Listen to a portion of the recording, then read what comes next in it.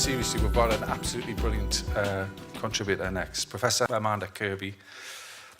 She's an academic at Cardiff University and CEO of Do It Solutions Limited. She has an international reputation in the field of research and clinical work related to developmental disorders. Leading author in the field, trained over 15,000 professionals in health and education and workplace settings, worked with the RAF and assortments of other organisations. And to be honest, I was first introduced to her by people within the DWP who highly regard the work that she's done, and I'm sure by the time you've heard her, you'll understand why. Would you please welcome Professor Amanda Kirby.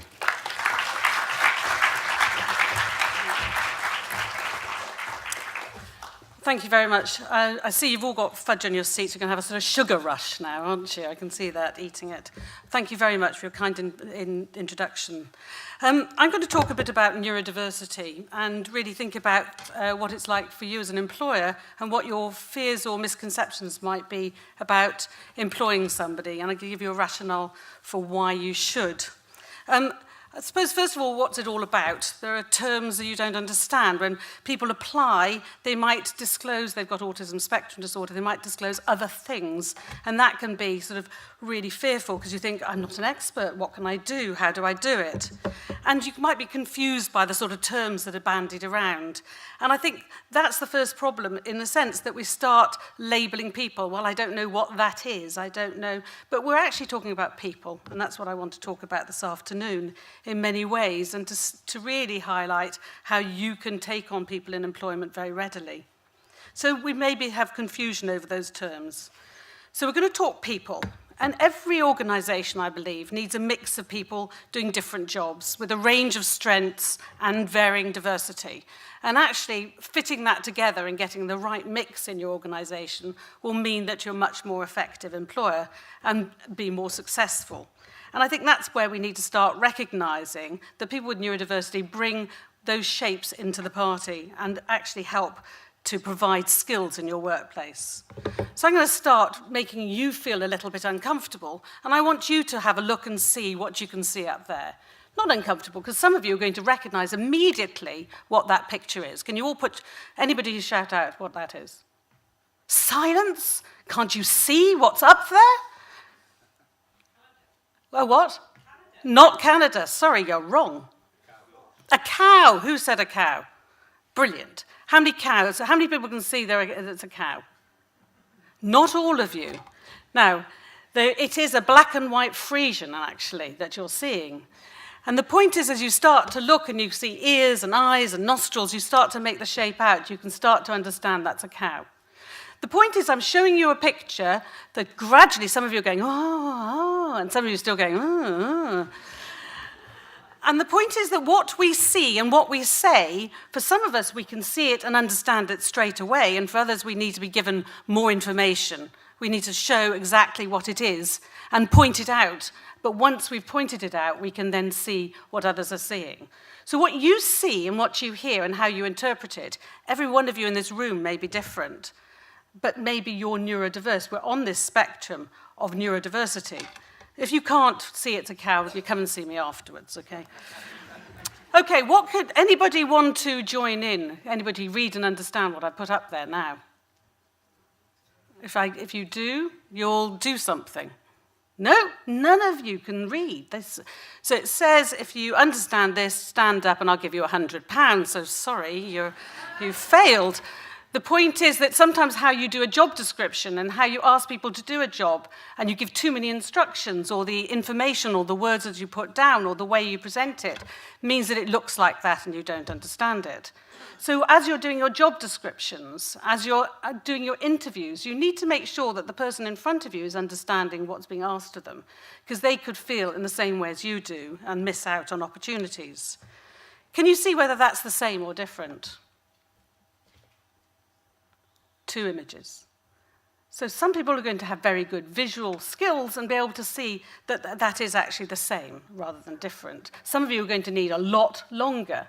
And that's the other point, that actually sometimes to do the job and to do it successfully and then to be able to do it well for many years, you just need a little bit longer in the training period. Doesn't mean you can't do the job. It's a bit like learning to drive a car. Some of us will have had 10 lessons, some will have had 50 lessons, some will have had 100 lessons.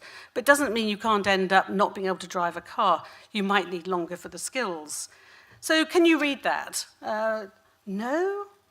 What about that? Can you give me the information? Can you extract the information? The point is, if I switch on quickly, maybe I haven't given you enough time. By just changing some things around your accessibility in terms of your approaches, you can actually make more people available and able to join your workplace.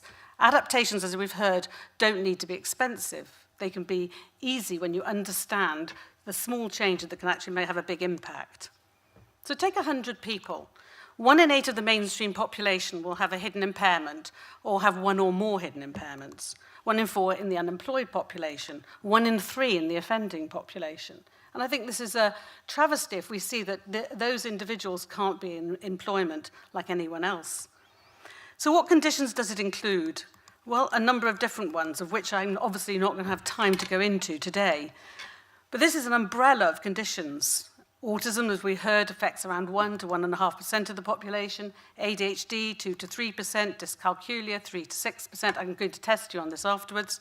Dyslexia, 8 to 10%. Dyspraxia, around 3% of the population. Specific language impairments, 2 to 3%. Can you add this up as we're going? Tourette's, around 1%. Well, the thing is, all these add up to around 15% of the population. More than 15% of the population, add them up. And why is that?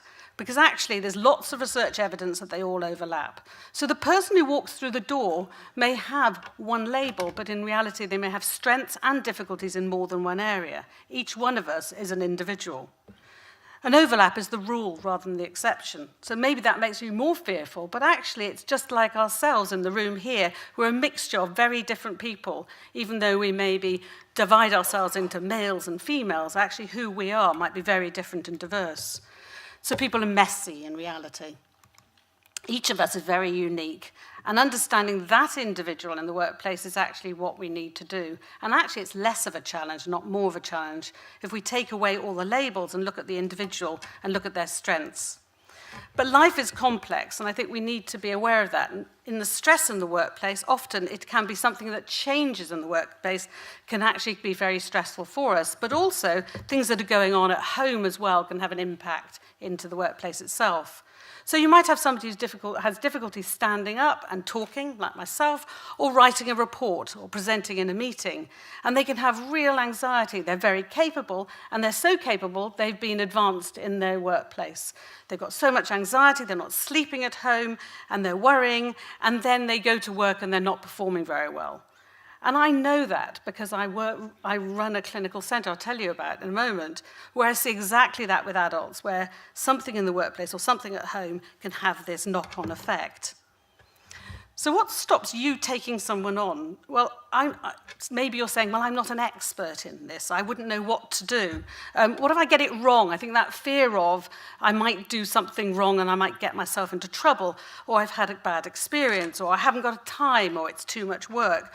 Well, you can see by the previous speaker how actually just stopping and listening to the individuals that walk through your doors, that actually you have time to do that. And in fact, it's well worth it.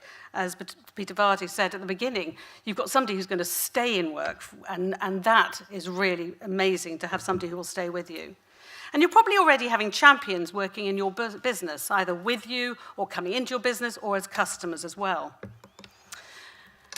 I want 2 minutes just to say why I got into this.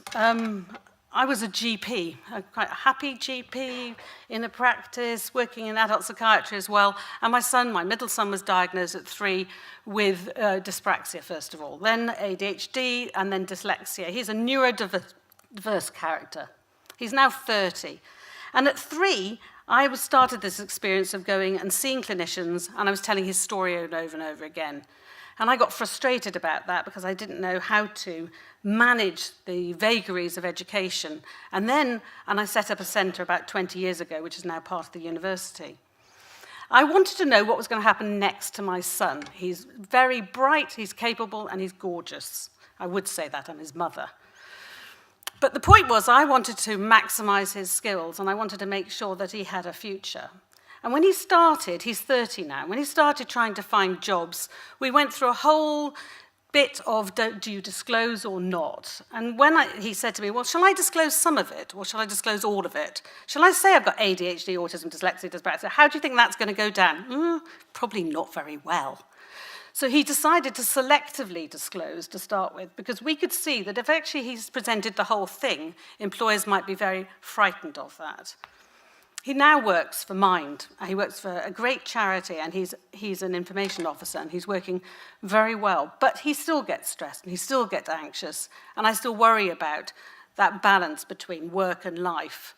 But he's had a massive amount of support around him. In my professional experience, I set up a centre, as I said, 20 years ago, and I see, and part of my work is do it, which I'll tell you about in a second, but part of it is I still see adults, and a lot of my research is about adults in employment who have neurodiversity. My concern today is I see lots of adults who've got parents coming with them in their 60s and 70s, and they're worrying about what's going to happen to their child when they die. And I see people coming along to me who are perfectly capable and able, many of them graduates, who are sitting at home and not working. And it isn't right and it's not fair. And I think with small amounts of adjustments, we can actually get those people into the workplace.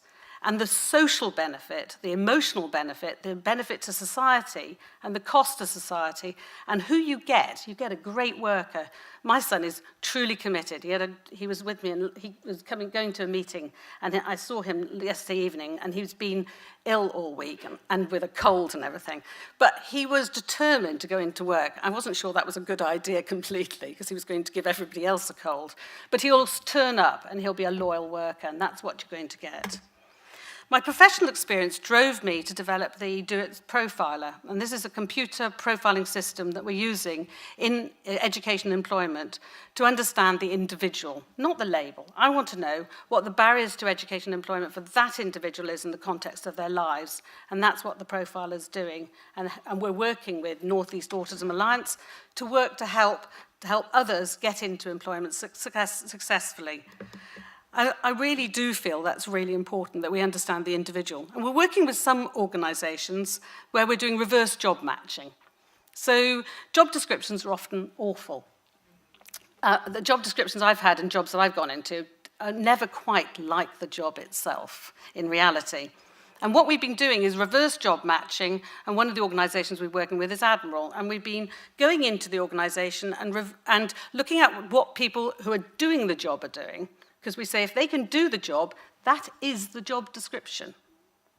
And then matching and looking at what the person's skills are against that, and then looking where the skills gaps are. And actually it's helping us to think about concepts of job carving as well. Because you start to see, actually, in a team of 40 people, not everybody's got the skills, and you can move people into better placements, so it's got an advantage for employers as well. Okay, practical experience, that's what the books were. They were about what we've learned in all those places. The profiler is there and is working, and if you want more information about it, please talk to us and talk to North East Autism Alliance, how we can work with you. But it's a partnership, because we want to help support that individual, and it's working with the Alliance and others who go into the workplace to support that individual and help you. That's actually how it's going to work. Making reasonable adjustments in the workplace isn't a big deal. It's sometimes about altering the environment. That might be changing the place where somebody's sitting. It might be, I worked with a GP who had autism, and he was needing to have his medical kit organised into compartments when he went out to do house calls. Sometimes the adjustments are actually about going to B&Q and getting a box. It's that sort of practical adjustment we're talking about. It's sometimes about adapting the task. It's about listening and asking that individual what will work for them. So what I ask you is really ask what works for that individual. Have that dialogue, and that's the starting point. Ask what helps, what makes a difference, what makes the situation worse or better. And you're on your way to making those adjustments. Do think about your wording in your adverts, because I sometimes think about opening the door to individuals to apply is how you word your adverts, and small changes in that can make a big difference. In terms of accessibility, think about your application forms. I've had a number of people who are applying and the application form's online and it times out. Or the boxes shift around and so you can't put your words in and the box doesn't expand. And you may have lost somebody in that process by just that happening. Be explicit about what you want to be done. People with autism need to know exactly what the job is, not what it might be and how it might vary, but what it actually is. And do something which is regular review the work. That might be 5 minutes once a day just to go, what have we got to do today? Let's set what needs to be done and have a review at the end of the day. Small amounts of support really can make a massive difference. And really find solutions rather than look for the problems. Sometimes we'll keep talking about the barriers, but sometimes we just need to be more solution-focused, starting 10 minutes earlier to miss the traffic, or earlier in the day, or leaving earlier in the day, or not making sure there isn't a hot desking. And do establish your processes. Now, in the back of your pack, there are a couple of things that we put together to give away free today for you. One is the little booklet, which has got lots of practical strategies, and the flyer. I'm a pragmatist, so even though I'm a researcher and a clinician, I really know we need starting points. So we put this flyer together for you, and it really has got just some very practical strategies. And if you started with those, we'd actually be quite a long way along the process. And if you want more information, please contact me about Workplace Profiler as well. Thank you very much.